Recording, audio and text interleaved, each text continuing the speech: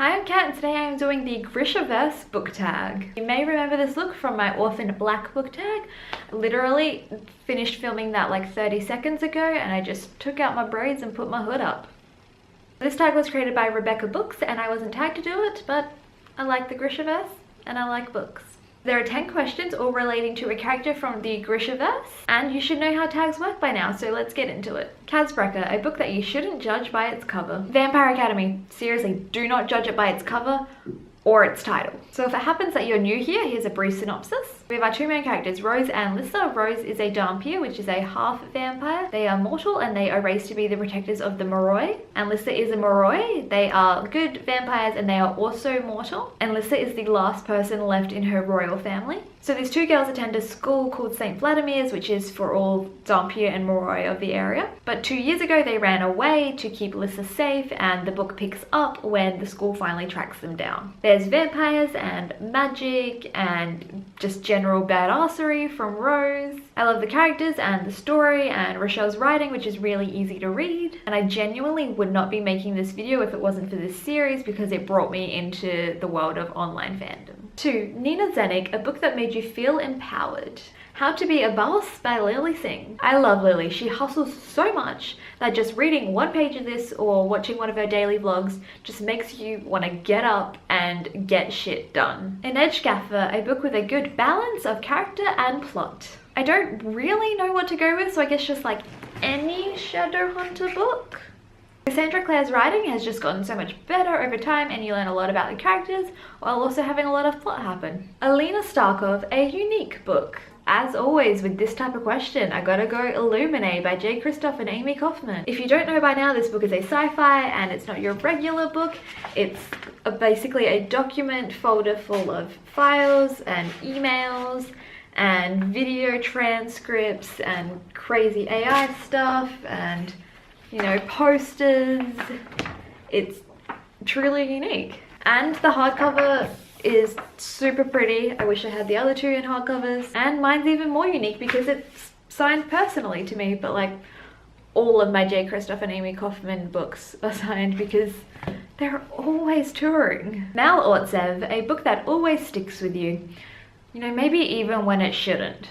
I just added that last part in there because I don't like Mal. And I'm just gonna have to go with my faves, Vampire Academy and Throne of Glass. My mind always goes to these books first when I need to answer questions or recommend books. And these are also the first books when I hear a song that could match one of my ships or a plotline in a story. The Darkling, a book with a dark plot. Nevernight by J. Kristoff. Don't be fooled by the fact that the sun never goes down and that it's never night. This book be dark. It's an adult series full of murder, assassins, sex, blood, violence, and all that dark stuff. Jasper Fahey, a book that people always seem to leave out. I'm gonna say the Age of X series by Rochelle Mead, but people only leave this out because they don't know it exists. And I need people to know that it exists so we can finally get book 3. So basically it's an adult series where in this world it's America and after World War IV or something. Religion was blamed for the last war and now it is heavily controlled. But in this world, little do they know that every god is real. And when I say every, I mean every. Norse, Greek, Roman, Egyptian, African, just all of them are real and they're coming back with a vengeance. Wyland Van Eck, a book that wasn't what it seemed at first. I Was Born for This by Alice Oseman. All I knew about this book going in was that it was about a fangirl and a boy band. I thought it was going to be a cliche, the fangirl and one of the boy band members fall in love, but it's not. It's about friendship and fame, and the two main characters are actually a Muslim girl and a transgender boy. Matthias Helvar, a book that was bad at first but turned out good. I can't really think of one, so I'm gonna go with a book that I wasn't the biggest fan of at first, and that is Nevernight by J. Kristoff. I was super impressed by the first chapter, but I didn't really like the book too much, but the further I got into it, the more I liked it. And then I read God's Grave and loved it, and now I'm rereading this and I really like it. And Nikolai, a witty book. You know what? I currently have this book on the brain because I'm rereading the traveling book version of it right now, and that is Nevernight. Seriously, this is so cool. Like, a bunch of other booktubers and bloggers have already got it before. I don't know if you can see it, but there's writing all through it. and even J. Christoph himself has written notes all through it.